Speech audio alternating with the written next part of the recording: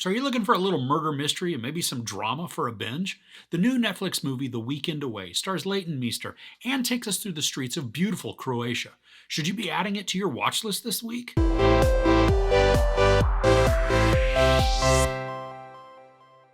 A weekend getaway to Croatia goes awry when a woman is accused of killing her best friend. As she attempts to clear her name and uncover the truth, her efforts unearth a painful secret. All right, so the plot of this movie isn't really a surprise because the synopsis is right there out in the world on IMDb. Now we have Leighton Meester, and I just keep wanting to say Sistra whenever I see her name. I digress. But Leighton Meester is playing Beth, who goes to Croatia to hang out with her best friend for a weekend.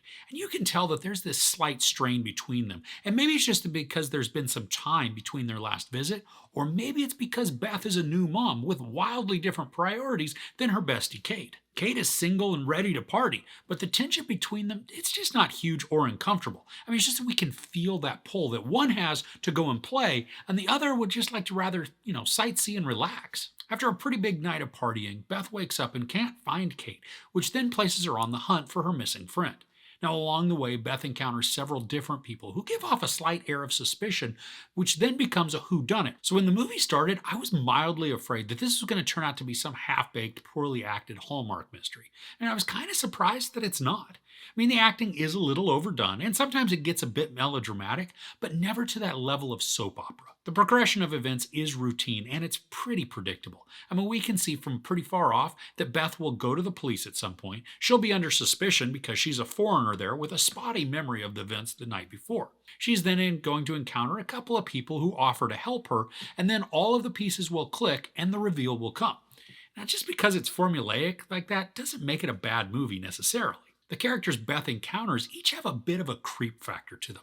Now, while none of them screams outright psycho or murderer, they all give off just a slightly unsettling vibe that casts suspicion on each of them in different ways. And I really appreciated that aspect of this story. I mean, it feels very obvious in who the perpetrator is, even if we don't know the motive, but this one had me guessing through a lot of it.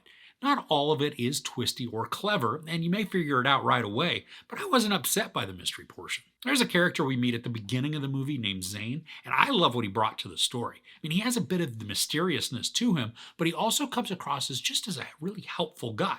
And I like that he adds a bit of calm or maybe rationale to Beth's frantic search. But then he also adds to the mystery as just one more person that Beth encounters who could be involved. Because this takes place in Croatia, the setting is beautiful and it is stunning. Now, I do wish that we would have had even more footage of the coast and just some of that bright blue water.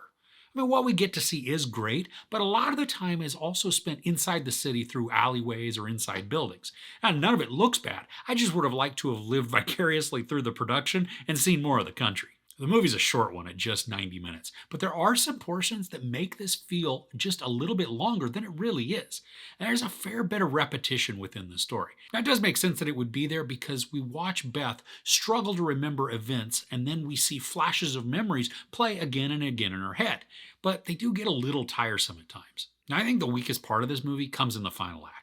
The scenes feel a bit too contrived and then almost simplified, which then they add in bits of exposition that aren't really needed because all of the facts had already been laid out in front of us. But even still, the ending didn't make me angry at the movie like some other really, really terrible mysteries, we're going to call them, that have been on Netflix lately. While this one isn't the strongest in the misdirection department, and it's certainly not an Agatha Christie movie, it is a casual whodunit with a little bit of intrigue and a case that gives a really good attempt at concealing the perpetrator. The setting is beautiful and the camera work looks pretty good.